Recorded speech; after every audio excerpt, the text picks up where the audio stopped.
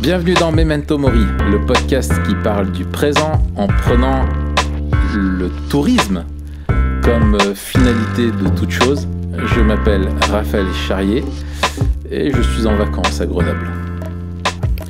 Et je m'appelle Mathieu Giralt, je suis pas du tout un touriste et je suis pasteur à Etup et on est tous les deux blogueurs sur le site toutpoursagloire.com. J'ai un peu oublié l'intro. Tourisme pour sagloire.com. Tourismepoursagloire.com. Ça pourrait presque passer. Tu lances un concept de blogging de chrétien, nomade digital, qui écrit sur l'hédonisme chrétien sur des plages, qui teste toutes les plages pour dire là où est-ce que c'est le mieux de vivre en tant qu'hédoniste chrétien. De toute façon, c'est bien connu, hein, les mecs qui voyagent, ils ouvrent un blog. Exactement. Et puis ils essayent de faire de l'argent. Et ils t'enseignent la vie. Ils t'enseignent comment mieux travailler alors qu'eux, ils sont en voyage. Exactement. Ils te font beaucoup de posts sur la productivité. Exactement. Comment rien foutre au maximum et en profiter. Ouais, ça fait longtemps qu'on s'est pas vu, Mathieu. Eh ben oui, c'est toi le touriste. Tu étais en vadrouille. Alors ouais, tout à fait. J'étais à Washington. Oh. Ouais, en stage chez Nine Marks. Et pour te dire, j'ai brillé avec mon humour pourri là-bas. Quand ils nous ont demandé pourquoi est-ce qu'on était là, qu'est-ce qu'on attendait, tu vois, c'était la petite question d'introduction. Qu'est-ce qu'on attendait de notre séjour à Washington? Et moi, j'ai dit de devenir le 46e président des États-Unis. Ça a marché? Et en fait, j'étais un des premiers à prendre la parole, donc ouais, ça a marché. Sinon, il y en a plein qui l'auraient fait, tu vois. Mais okay. Mais non, c'était pas très drôle en fait. Mais je pense qu'ils auraient fait rire. C'est ton accent, parce que c'est la première fois que tu leur parlais. Yes, because I am French and they love the French accent, they said. Ouais, c'était cool. Et toi, Matt, qu'est-ce qui s'est passé dans ta vie? Écoute, ce qui s'est passé, c'est que je suis devenu père. Oh! Allez! Purée! Oh là là, je vais t'appeler Abraham, mon gars. Appelle-moi padre. Abba, on va t'appeler. Abba Giralt. Félicitations. Gars, merci, je suis comme un dingue. Oh là là. Alors, comment il s'appelle? Il s'appelle Léon. Léon, purée. Comme mon voisin. Ah bon? Ouais, mes voisins, ils ont appelé Marine et Nico, je sais qu'ils écoutent de temps en temps. Ouais. Ils ont appelé leur fils aussi Léon.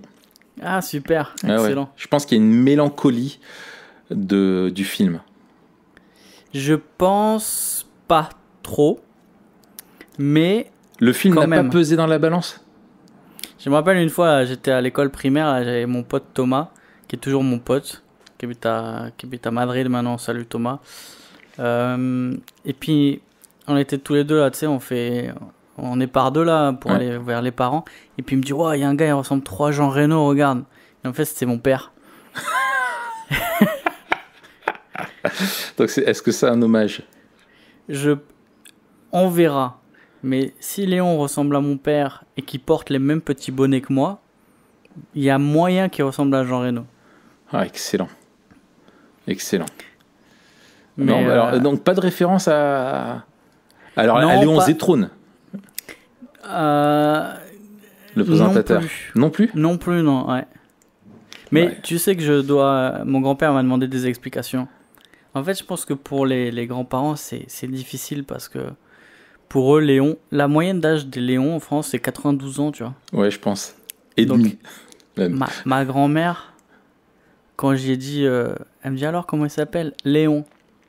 Et là, il y a eu un gros blanc. Après, elle a rigolé. Elle fait, mais tu te moques de moi. Avec son accent. Mais tu te moques de moi, Mathieu. Je lui dis non. Après, elle fait ah. Elle a rien dit. Écoute, au moins vaut mieux un vrai prénom qu'un Kylian ou d'un Chouchouana ou d'un Chouchouana. Non mais je te promets, moi ma fille à l'école c'est un truc de dingue. Ah ouais. Aïe. Ah non, entre tous les prénoms qu'il y a, c'est un truc de dingue. Ouais. Les nouveaux prénoms, tu sais.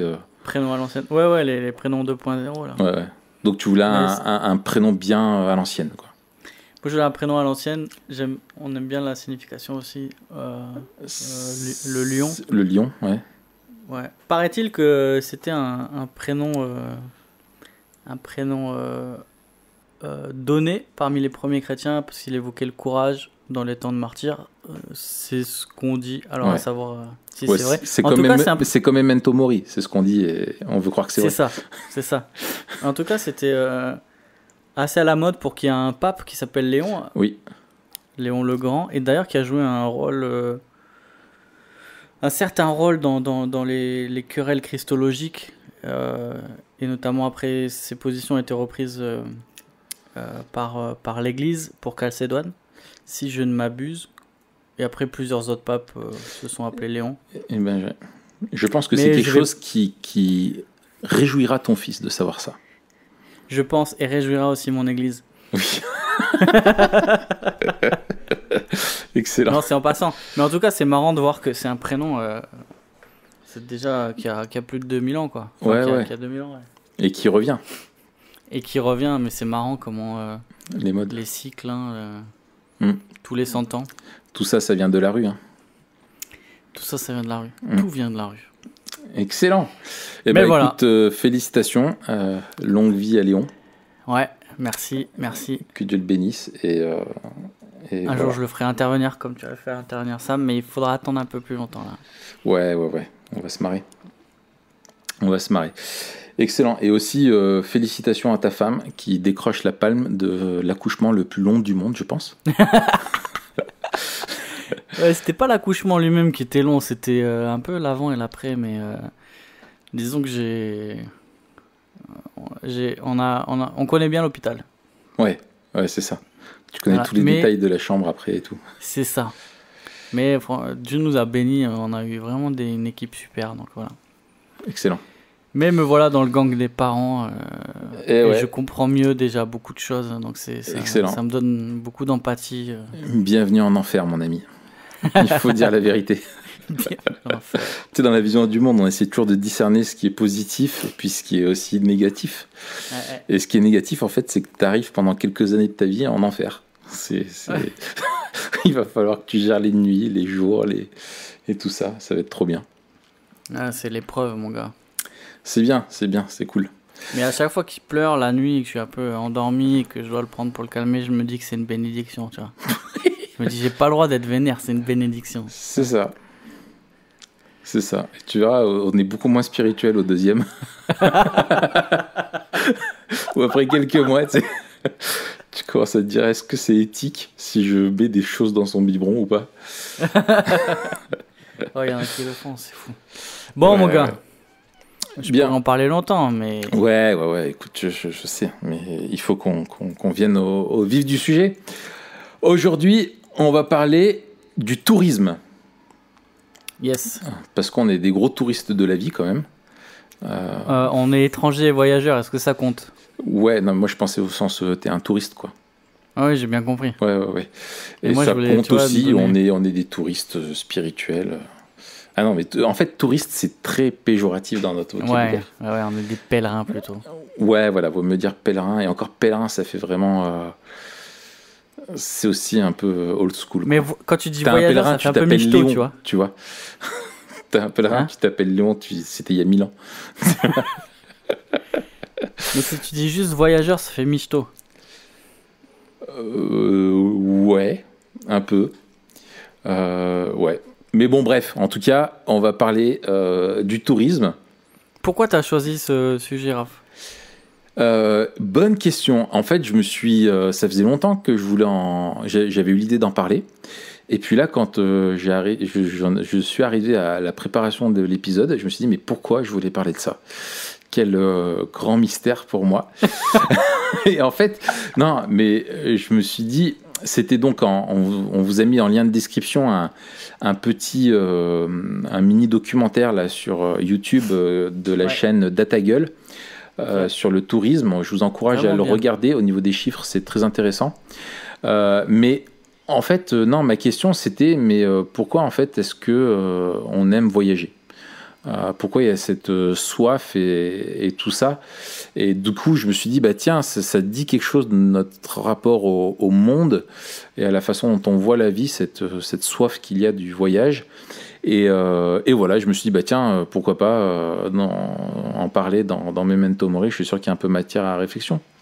Ouais, en sachant qu'on peut d'ores et déjà faire une distinction entre voyage et tourisme. Alors vas-y, je t'écoute. Dans le tourisme, il semble qu'il y a une dimension économique et commerciale qu'il n'y a pas forcément dans le voyage. Oui, je suis d'accord. Dans le tourisme aussi, on va s'arrêter sur une destination la plupart du temps. Alors que quand on parle de voyage, c'est pas forcément... Voyage. Vas-y, continue. Non, j'ai laissé le temps pour que David nous mette un petit truc, tu vois. Non, c'était un écho, mon gars. Mais quand on parle de voyage, c'est pas forcément la destination qui compte, mais le trajet. Oh là là, excellent. T'as pas d'autre chose un peu moins pourri? Non, mais tu vois, et c'est ce qu'il disait dans le documentaire aussi, le tourisme, en fait, c'est le business du voyage. C'est ça. Dire ça. Le tourisme implique de faire un voyage, mais le voyage n'est pas forcément du tourisme. C'est ça. Tu voyages pour aller voir des amis, ça n'a rien à voir avec du tourisme. Par contre, une fois que tu es chez eux, tu peux te faire une sortie touristique. C'est ça. Voilà. Alors, peut-être, avant de rentrer dedans,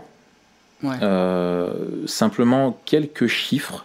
Parce que c'est pareil, on essaye quand même de parler de choses qui ne sont pas ultra, des sujets trop spécifiques, quoi, de niche, mais quand même des sujets... c'est important le tourisme. Là, j'ai extrait quelques chiffres du documentaire, parce que je sais qu'il y en aura beaucoup qui ne le regarderont pas. Mais pour vous dire, en 2018, 1,4 milliard de séjours à l'étranger. C'est complètement dingue. Sachant qu'en 2000, c'était 500 millions. Donc ça explose. Presque le triple. Ouais, en fait.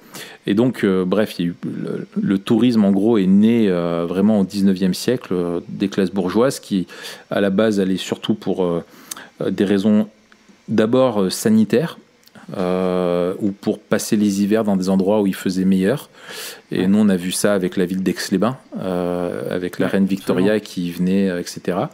Et puis après, voilà, dans les années 50, avec l'arrivée des congés payés, c'est là que ça a explosé, le tourisme vraiment.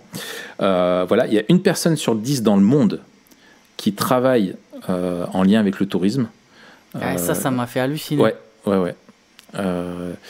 8300 milliards de dollars générés en 2018, soit 10% du PIB mondial. C'est juste, on n'arrive pas à se rendre compte de ce que ça représente. Voilà. Et donc, oui, ça a explosé aussi. Il y a derrière tout ça, tu en as parlé, une économie. Quand les congés payés sont arrivés, la Banque mondiale vraiment a lancé un plan et a conseillé vraiment tous les pays, et les pays du tiers-monde notamment, tous les pays qui étaient un petit peu en retard au niveau du développement économique et qui connaissaient une grande pauvreté, à développer le tourisme vraiment comme étant une solution à ça, parce que ça crée énormément d'emplois, de développements locaux, etc. Et donc voilà, et du coup, il y a énormément de pays un peu plus pauvres qui ont des paysages magnifiques, et le but a été un petit peu de standardiser de rendre ces paysages-là acceptables pour les Occidentaux, pour qu'ils puissent venir profiter quelques semaines par an du tourisme. Et voilà, et sachant que nous, notre pays est le champion du monde du tourisme, on a 90 millions de touristes par an qui passent en France, et ça représente 4% de notre PIB. Voilà, c'est fou. Ouais, pour quelques chiffres introductifs. Donc on parle de quelque chose qui pèse vraiment dans notre monde, quoi. Ouais. Et tu disais, il y a un truc aussi paradoxal, notamment dans le tourisme qui s'est développé avec tout le tourisme low cost, que ce soit les formules all inclusive de moins en moins chères. et avec le développement des compagnies aériennes low cost, où maintenant on peut voyager, ça coûte, moi ça me coûte moins cher d'aller à Tel Aviv que d'aller à Bordeaux, quoi. C'est ça. Donc c'est assez fou. Et il y a un paradoxe, c'est que en développant le tourisme dans les pays pauvres, le tourisme a généré quand même une augmentation du travail, etc. Il y a beaucoup de gens qui vivent du tourisme dans ces pays-là, et en même temps, on leur a volé leur territoire. C'est ce qu'il disait aussi dans le reportage, je crois. Il parlait des Maldives. Oui, des Maldives, oui, tout à fait. Où il disait, mais toutes les îles sont privatisées, ils ont tout racheté, ils ont tout cabané pour qu'il n'y ait aucun rapport entre les locaux qui sont pauvres et qui vivent dans les endroits moins cool, et tous les hôtels qui sont sur les îles, etc. Donc ça crée un fossé encore plus grand, en fait, et ça creuse les inégalités, alors que d'un côté ça apporte quelque chose au pays qui n'avait pas encore, quoi. C'est ça. C'est vraiment le pourcentage du PIB ne dit rien de la redistribution de l'argent dans le pays, quoi. C'est ça. Tout à fait.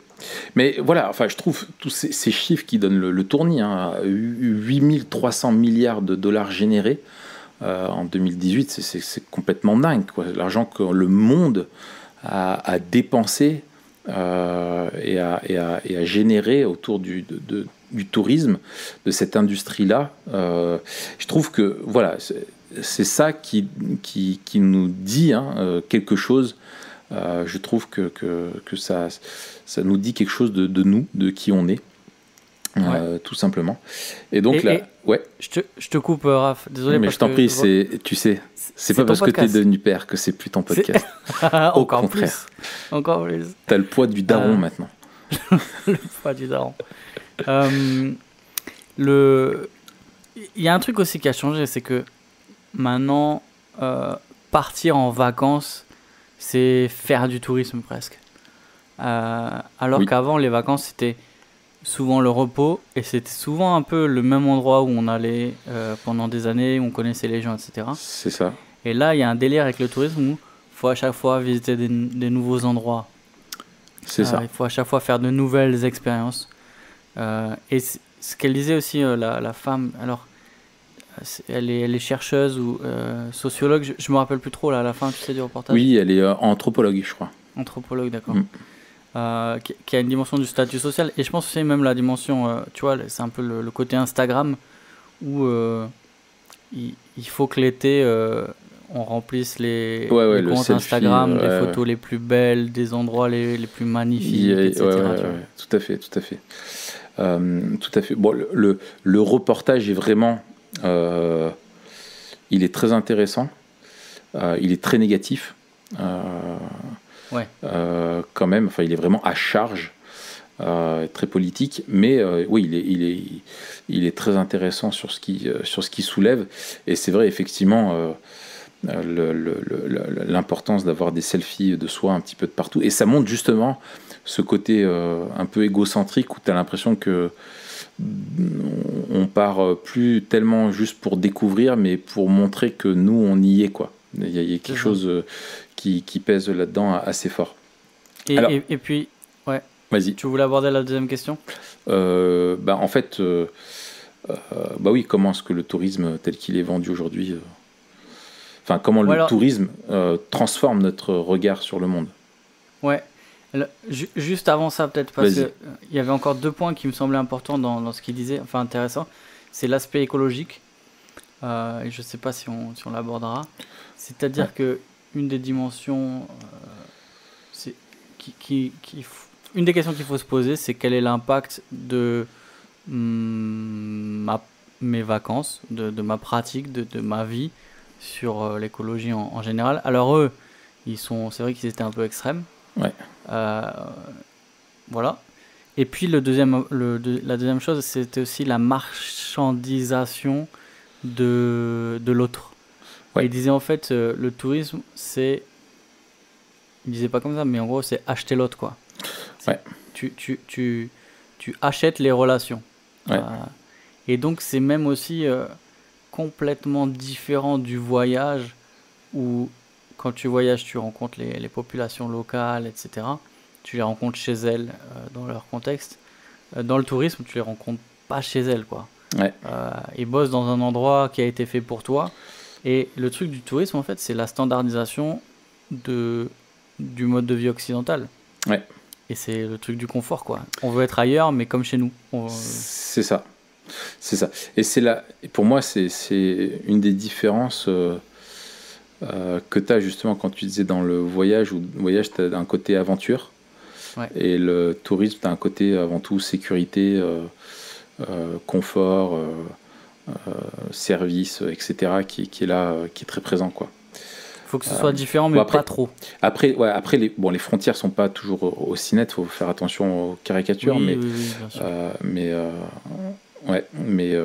Oui, c'est vrai que, ouais, enfin bref, on y reviendra. Alors, comment justement, comment le tourisme transforme notre regard du monde? Moi, il y a une chose.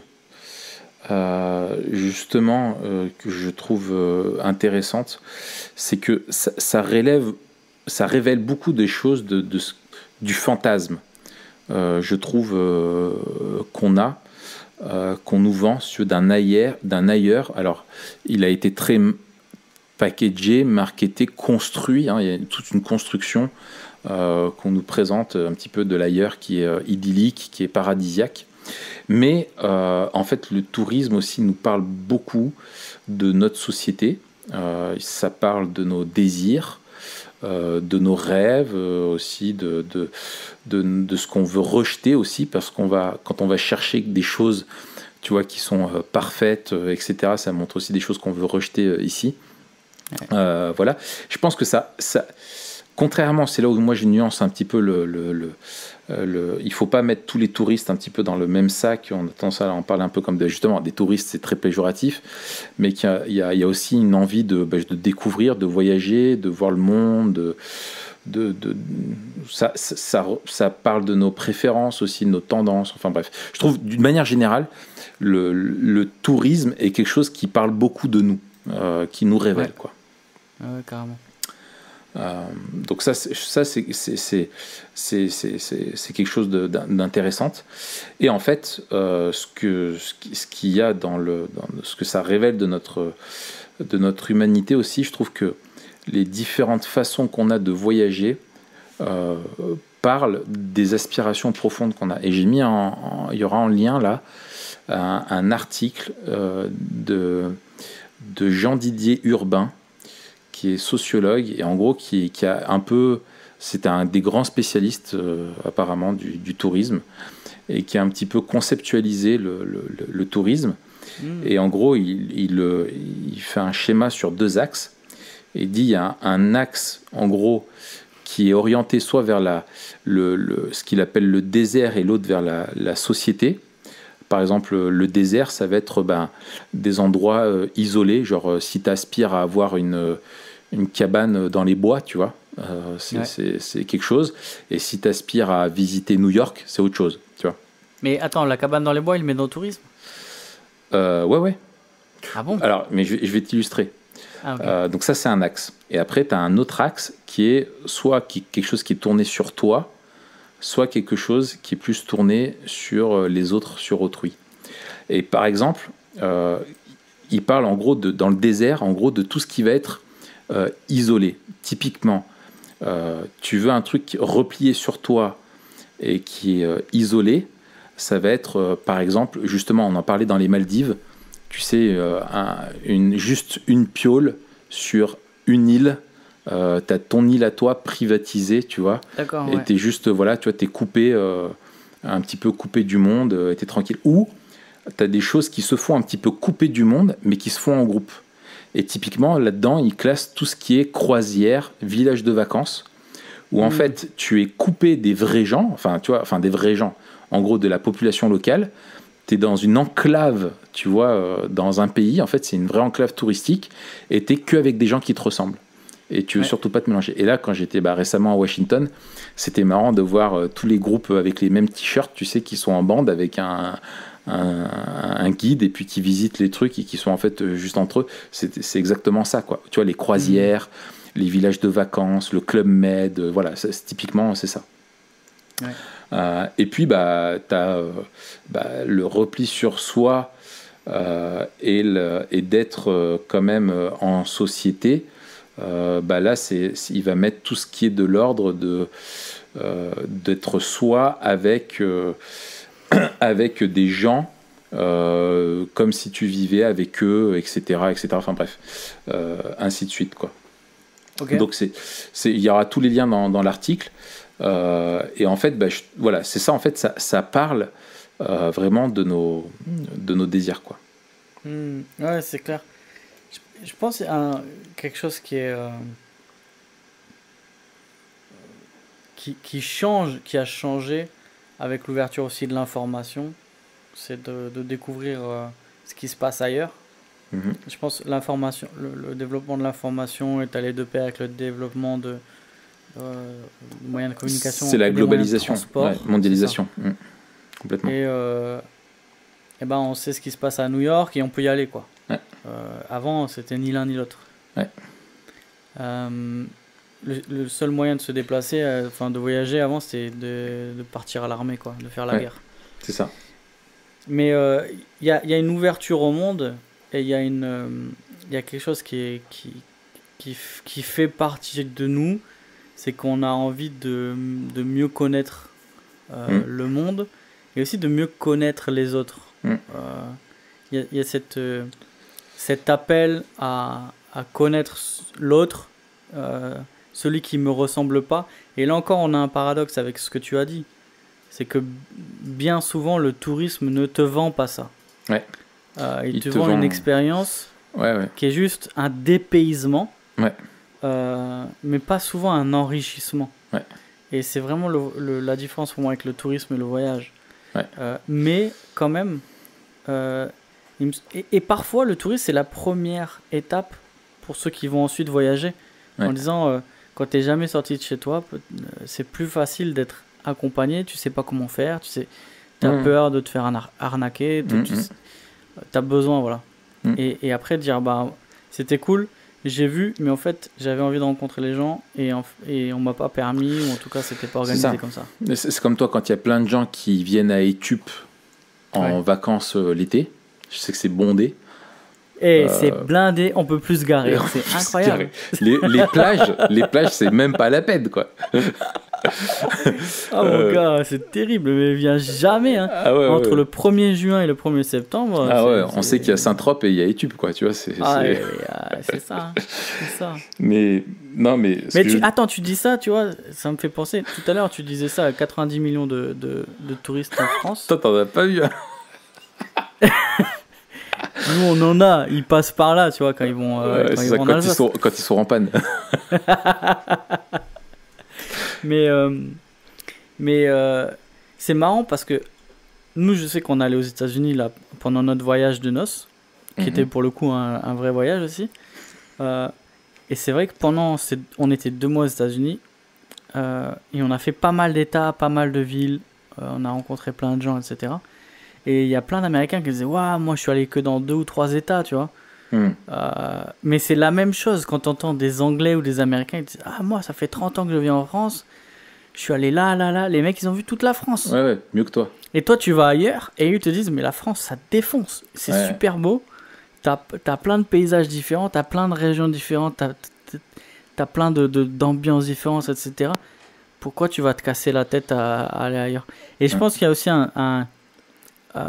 quelque chose qui est bon de connaître autre chose, mais il y a quelque chose aussi qui révèle aussi au fond de nous, je pense, ça fait écho quelque part au manque de contentement qu'on a avec même notre pays, tu vois.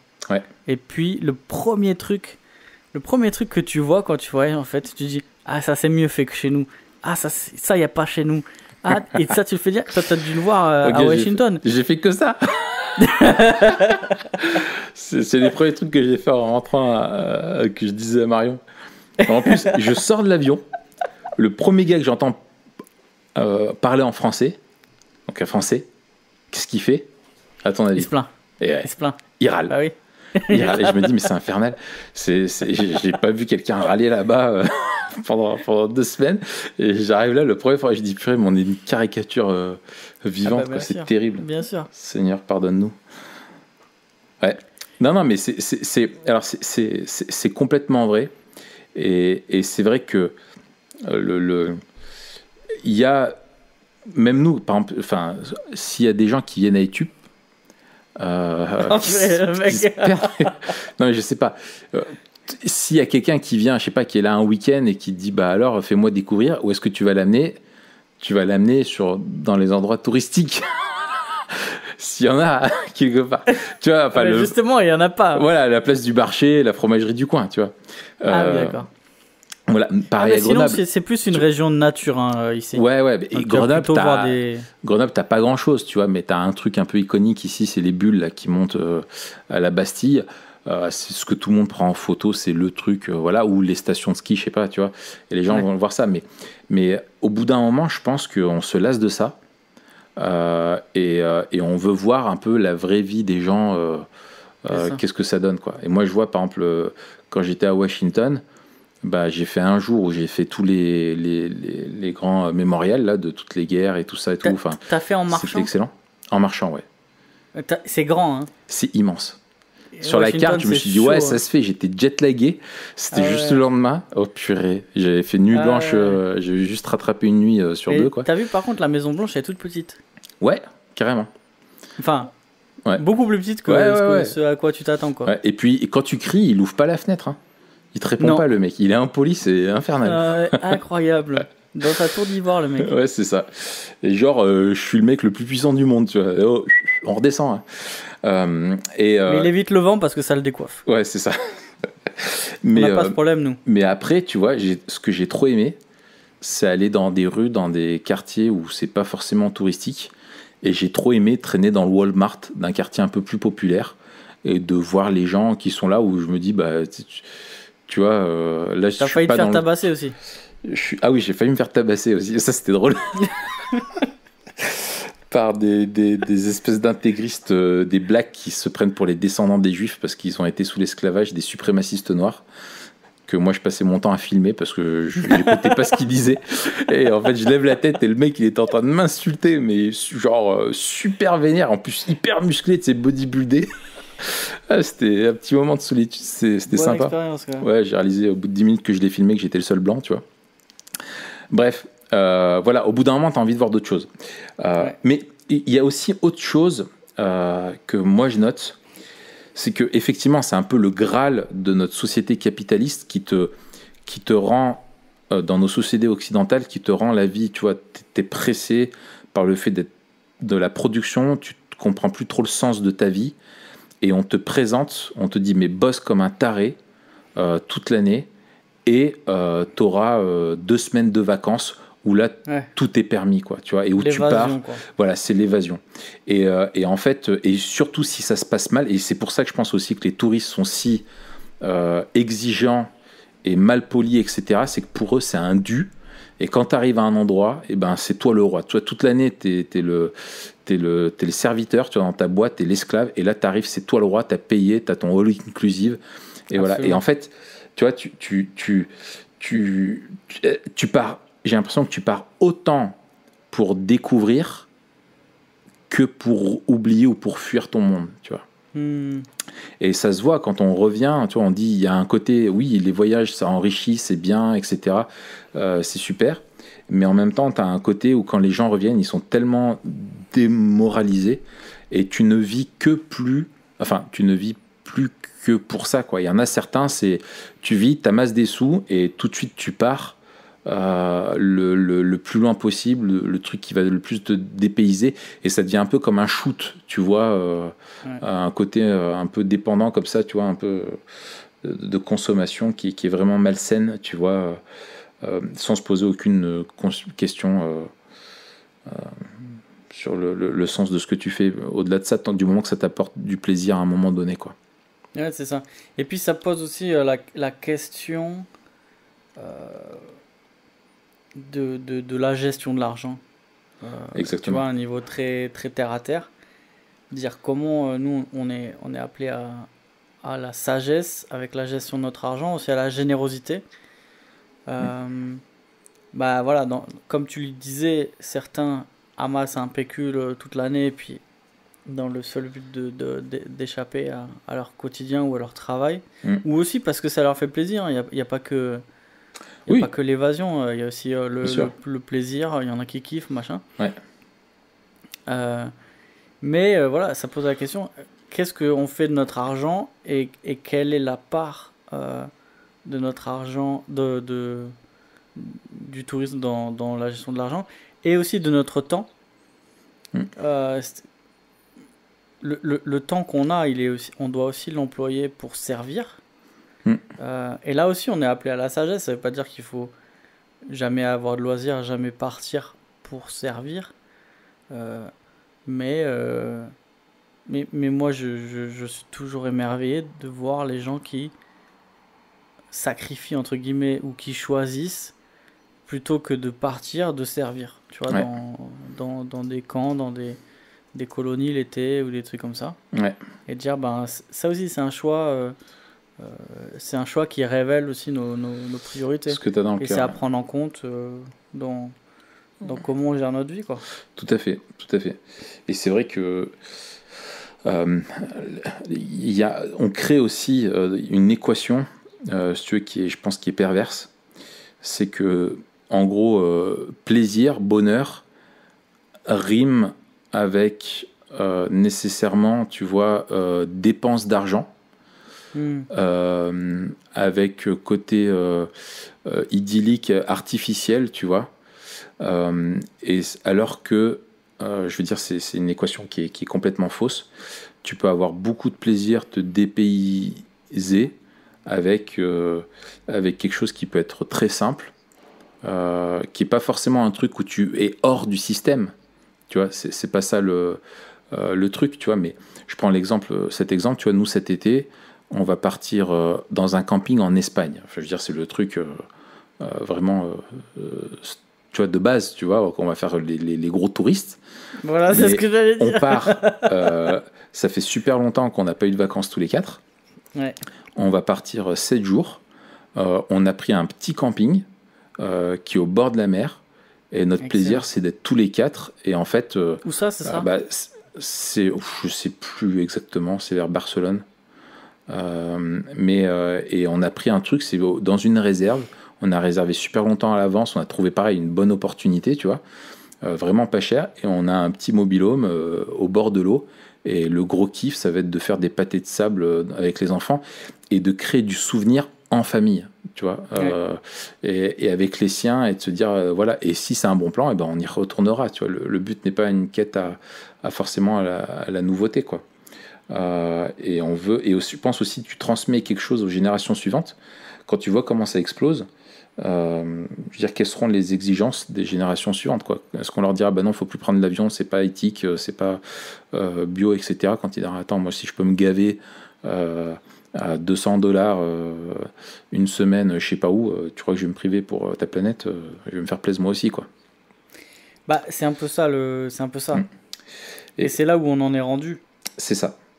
Et en fait, c'est ça aussi qui est terrible, c'est que c'est ce qu'il disait dans le documentaire, c'est qu'en fait le tourisme détruit ce qu'il désire.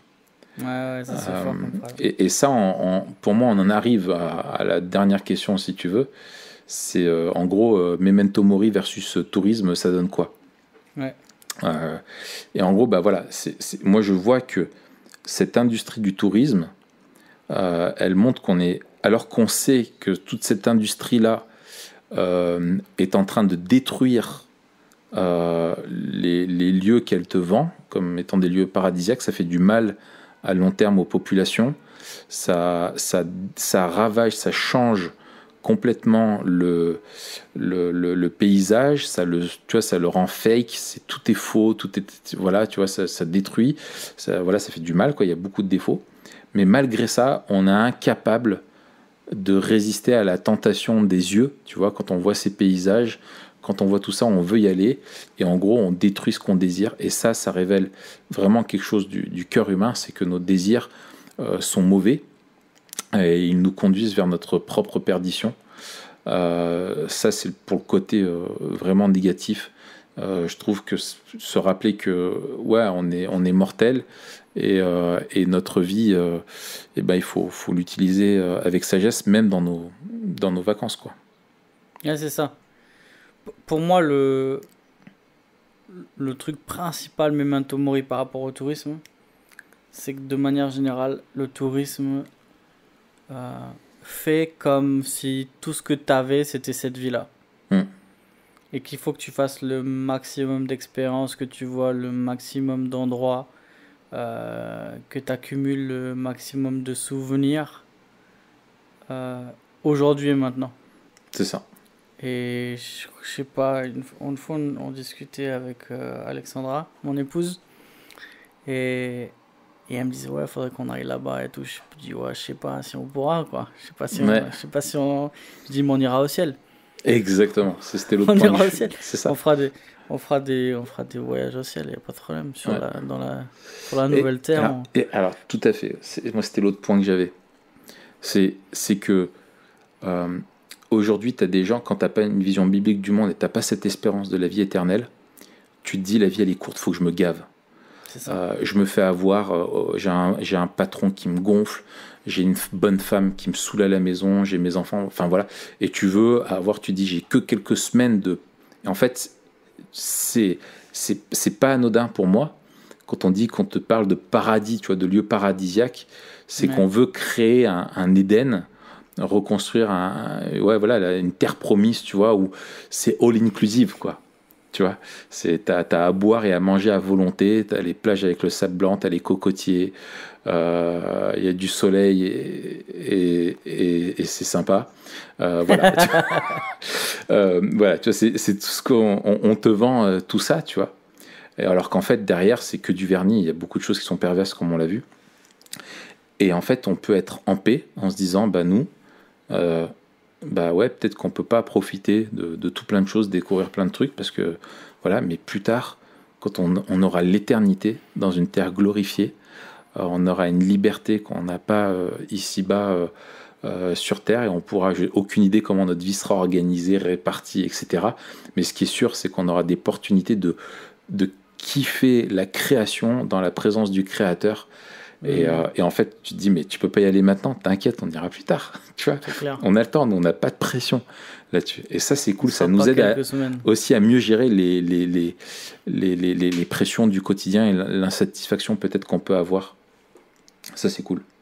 Ouais, et puis peut-être, alors je reviens un petit peu en arrière sur le tourisme, ce que ça générait, ce que ça dit, etc.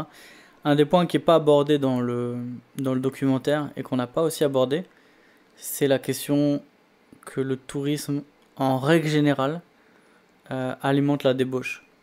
Oui. Par deux facteurs au moins.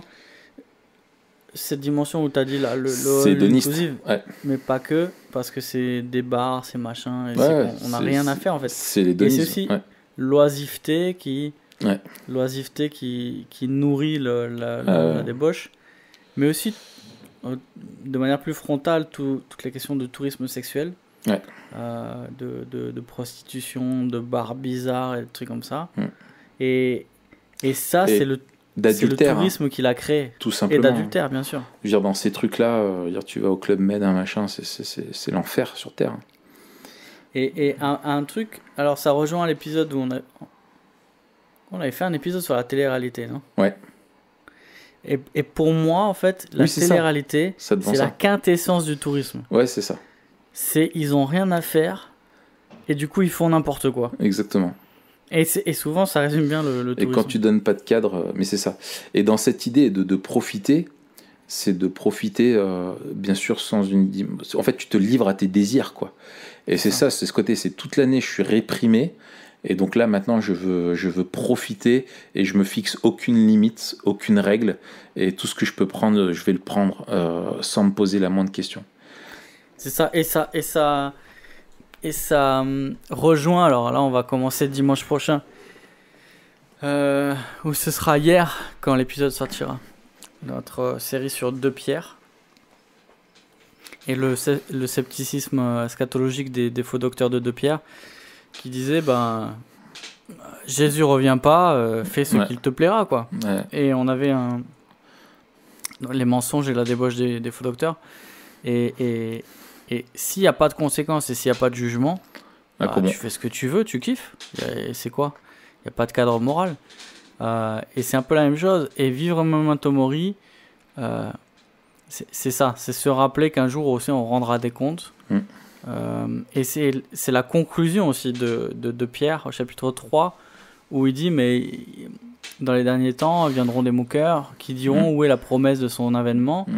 Et Pierre rappelle, non mais attendez, là on est dans le temps de l'attente, mais la promesse est certaine, le jour du Seigneur viendra, et quand le jour du Seigneur viendra, il jugera les impies, et vous, puisque cette promesse est certaine, alors votre conduite doit être pleine de sainteté, de piété. Et donc c'est aussi ça pour notre vision du tourisme, et aussi quand nous sommes en tourisme, parce que ça arrive quand même, mais dire on est des touristes chrétiens. Et on est des touristes chrétiens, ça veut dire que notre conduite, elle doit être celle qui convient à des enfants de Dieu, que ce soit dans notre manière de faire les choses, mais aussi dans notre témoignage. Et c'est vrai que même pour des chrétiens... Et dans notre façon de nous divertir, enfin de nous reposer et de voyager, enfin tout, quoi. Et même, je pense que c'est vrai que cette tentation est très forte, une fois que tu es là-bas, de te laisser aller. T'es caché, tu dis je suis pas chez moi. T'es pas chez toi. Ce qui se passe à Vegas reste à Vegas. Exactement. Emprunté d'ailleurs à Etup. Ce qui se passe à Etup reste à Etup. On sait que c'est... Exactement. Mais et ça me rappelle, c'est un fameux, c'est dans le bouquin de Piper, là, Don't Waste Your Life, si je ne gâchais pas ma vie en français, où il rappelle la façon où il appelle un petit peu toutes les personnes retraitées aussi, les chrétiens qui vivent à la retraite et qui utilisent la retraite juste pour faire le tour du monde sur des croisières. Et lui, il dit, mais vous croyez que quand vous vous présenterez devant Dieu, vous lui présenterez votre collection de coquillages? Mais d'ailleurs, il y a des mèmes qui sont hyper connus comme ça, où ils ont fait des photomontages où t'as Piper qui est sur la plage en train de ramasser des coquillages. Mais parce qu'en fait, c'est un sermon. Je pense qu'il a... C'est son sermon qui s'appelle Seashells ou un truc comme ça. Qui est un des plus connus. Et en fait... Et il a tellement raison, tu vois. Et en fait, quand tu dis, mais tu mets ta vie là-dedans, et c'est vrai que t'en vois ça t'interroge, quoi, dans leur façon de vivre. Alors, je crois qu'on a besoin de vrais repos et que ça fait du bien d'avoir des vraies vacances, de changer de son contexte, de pouvoir se ressourcer. Mais c'est quelque chose qui est théologique. C'est un repos aussi qui est spirituel. Et si tu veux faire que reposer ta chair, en fait, tu la pousses à l'oisiveté ou à autre chose et tu la livres à toutes les tentations, quoi. Et ça, c'est... Moi, je te promets, ma femme, elle habite à... Enfin, sa famille vient de Cannes. J'espère qu'elle habite avec toi. Oui, ma femme habite chez moi. Mais sa famille vient de Cannes. Et donc, il y a mes beaux-parents qui étaient à Cannes avant. Et il y a toujours mon beau-père là-bas. Et en fait, ça nous est arrivé 1 ou 2 fois l'été d'aller à Cannes. Parce que c'était économique, tu vois. On allait chez les beaux-parents.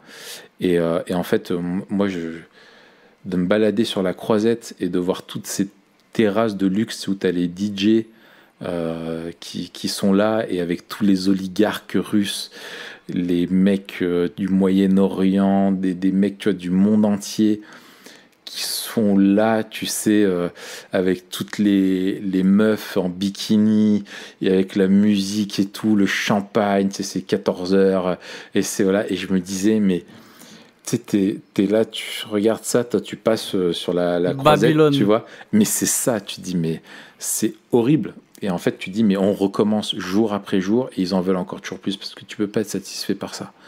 Et c'est terrible, quoi. Et ils se livrent à la chair, et ils peuvent pas trouver la satisfaction, et ils amassent la colère de Dieu contre eux, quoi. C'est terrible. Et je me disais un jour, s'il y en avait qui arrivaient à organiser une campagne d'évangélisation qui soit pertinente, pour toucher toutes ces personnes-là, tu vois, je me réfléchissais à quoi ça pourrait donner une campagne d'évangélisation de rue, tu vois, sur la Croisette au mois d'août. Tu vois, une espèce de Cannes Station. Voilà, ouais, Kent Station. Mais alors attention, faut être accroché. Faut être accroché parce que purée, c'est dégueulasse. C'est dégueulasse.